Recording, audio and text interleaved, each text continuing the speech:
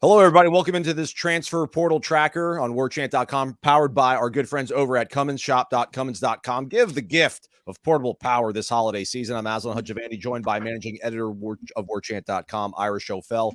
Hit the thumbs up, subscribe, all that good stuff. On Wednesday night, as we sit here on Thursday morning talking about things, two Noles enter the portal. Ira will start in chronological order. DJ Lundy tweeted out his intention to enter the transfer portal on Wednesday evening. This linebacker from the state of Georgia obviously was probably going to factor into plans for Florida State this upcoming season. This past year kind of really grew into a nice role here coming off the bench for Florida State, who runs that 4-2-5 mostly. 54 tackles, 17 solos, 6 TFLs, as well as an interception and some moonlighting on offense. He graded out at 79.7 on PFF. I think it was like top 5 overall defensively for Florida State, and probably top 3 of guys that actually played a lot of football. This got the night started on a bit of an ominous note for us at our Christmas party last night. Yeah, and I think DJ Lundy's one that I think I don't know. I think it's just a different kind of guy going in the portal for Florida State. If you I was talking to somebody yesterday early in the day, and they said, other than one or two guys, most of these guys that have gone in the portal, you're not too concerned about. And I think that was the case for Florida State last year, really, and even the year before. Even when they lost some guys that weren't really concerning, I think this one is a little bit concerning because of the position he plays and because they have invested so much time and effort into him. DJ Lundy was a guy that didn't really play linebacker in high school. I think he was more of a running back and was pretty raw, but a good athlete and physical. And he's kind of changed his body over the last couple of years and really became an effective linebacker. And like you said, they started playing a lot more 4-3 this year as the year went on to get him on the field with the other starting linebackers. And so with Tatum Bethune and Kalen DeLoach graduating, the feeling is DJ Lundy, okay, he gives you one guy that you can pretty much pencil into the starting lineup at linebacker next year. He played almost starter snaps this year at times. So, I think that was logical to assume. Like you said, they both announced that they're going into the portal. I'm not 100% positive if they've actually gone in the portal yet or turned in their paperwork. So we'll see. Obviously, the situation earlier with Patrick Payton, who said he was going to go into the transfer portal and then deleted the tweet, and he has not gone in the transfer portal. So we'll have to see how it plays out. But right now, DJ Lundy says he's going to go in, and it's concerning because, again, it's a guy you invested 3 or 4 years, knows the system, has played for Randy Shannon, has played for Adam Fuller. You might be able to find a similar player in terms of talent. You might find somebody more talented, but the fact that he's got 3 or 4 years in this system under Adam Fuller, you feel like that would be a substantial blow. 403 snaps this past season. That was 13th most for guys on the defense. Following this up, after Lundy's announcement on Wednesday evening, there was another fellow Georgian that also announced that they're going to enter the portal, and that's Rodney Hill. Obviously what's going on with the defense, losing DeLoach, losing Bethune, DeMarco Ward, Omar Graham, Blake Nicholson maybe didn't show you exactly if they're exactly ready to step in day one here. When you think about the running back room, Trey Benson's future is kind of up in the air, whether he'll go pro or not. CJ Campbell exited the program. So it felt like Rodney was another guy who, maybe waited his turn and his turn was coming up. So that kind of caught me by surprise. What were your thoughts when Rodney decided to announce his intentions, again, to enter the portal? Hasn't officially done so, but has the intent of going into the portal?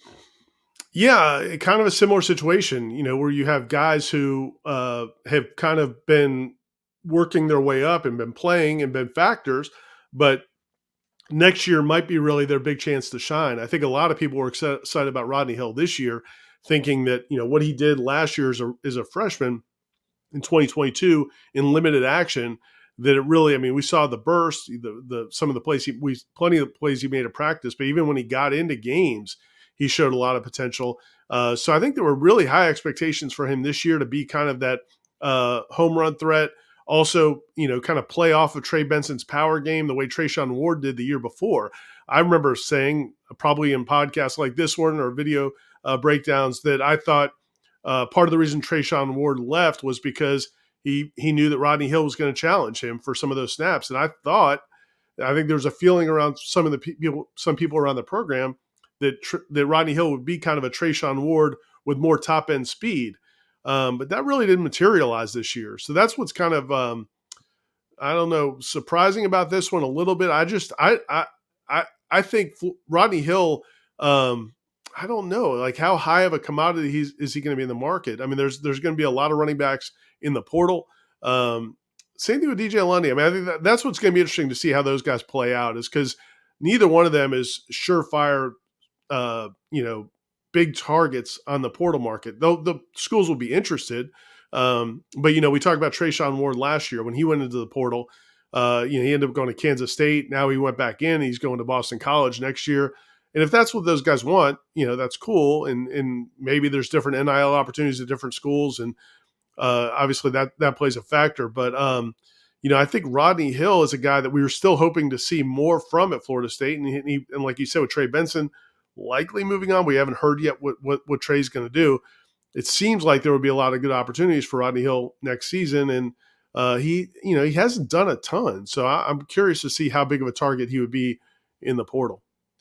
Yeah, that said about these two players and their contributions and their futures, it set off a little bit of pushback, I guess, from the fan base. When you see these guys that you've kind of brought in from day one announce their intentions to leave the program. And, Rodney's mother tweeted at him, "Proud of you, son." And then Rodney, had a reply to that got under the skin of some fans out there. A lot of fans also, sniping back and forth. And I saw, other players that are still on the roster right now, a guy like Greedy Vance kind of came to the defense of his teammates. Kalen DeLoach talking about how it's a different world out there. Darius Washington as well.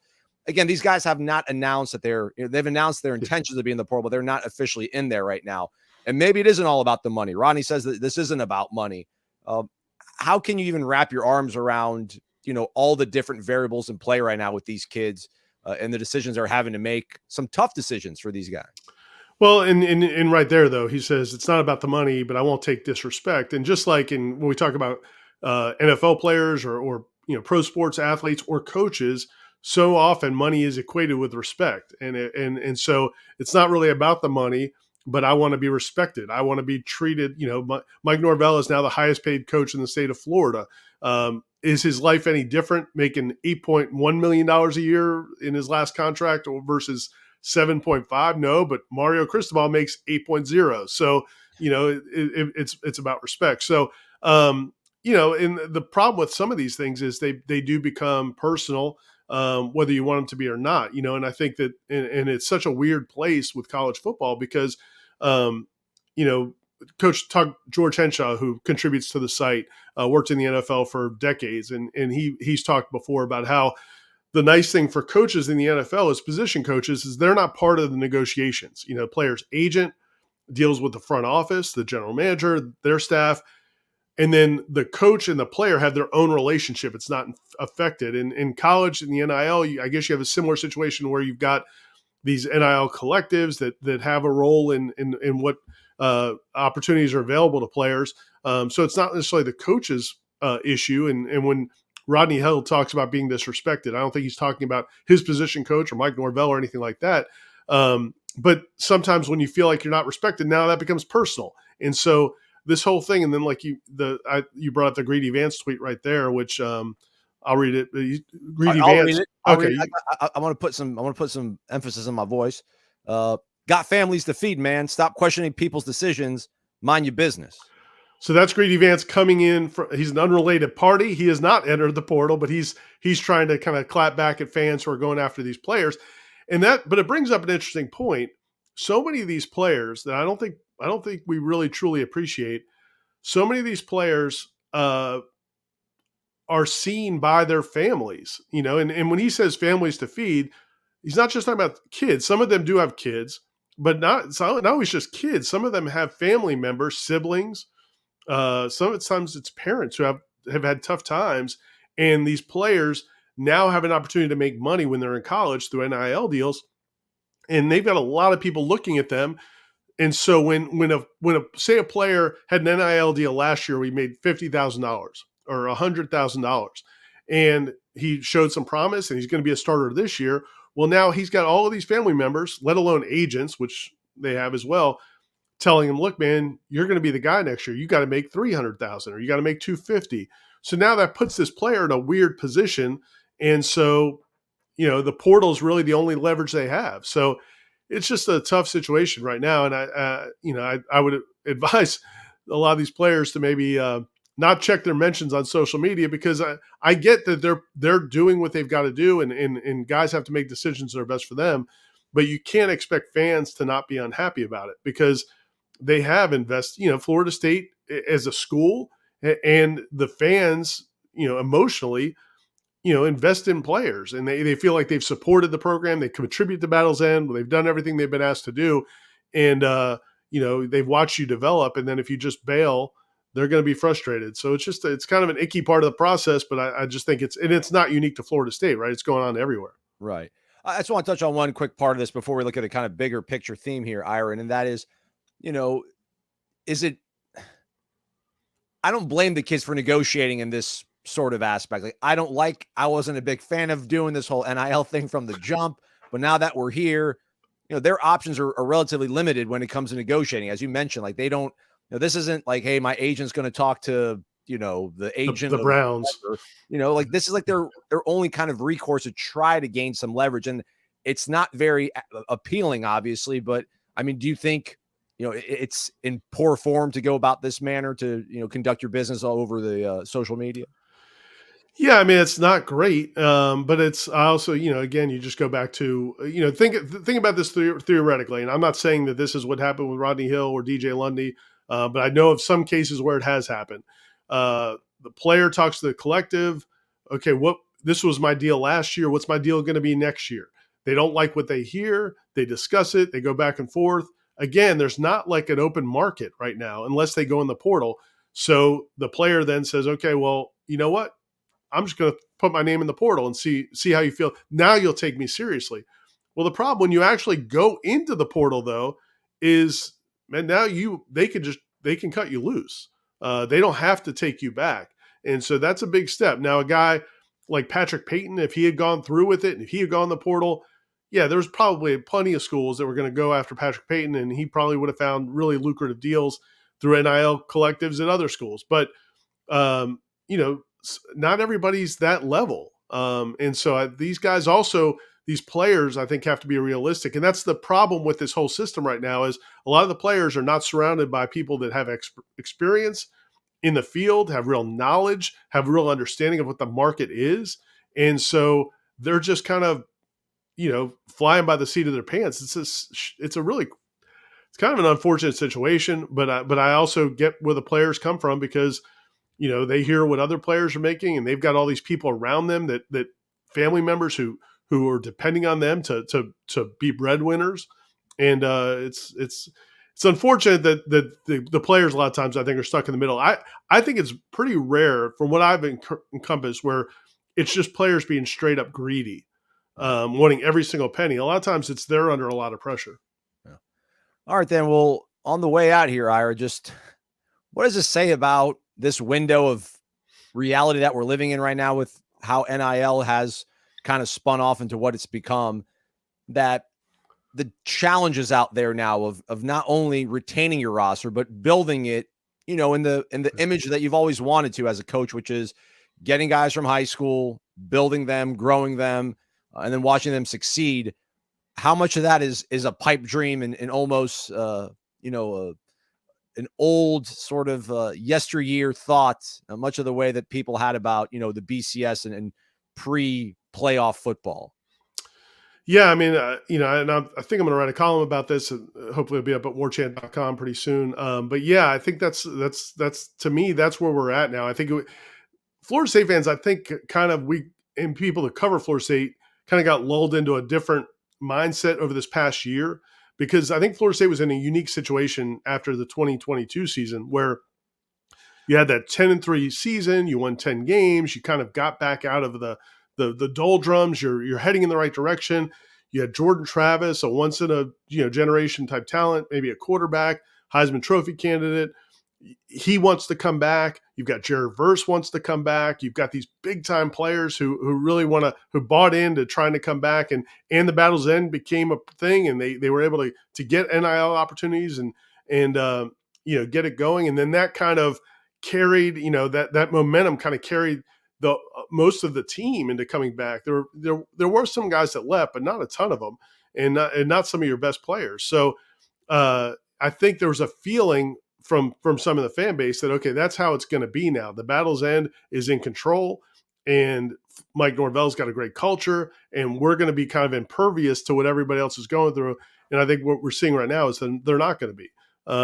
It's the players are going to leave. Good players are going to leave, and it's not.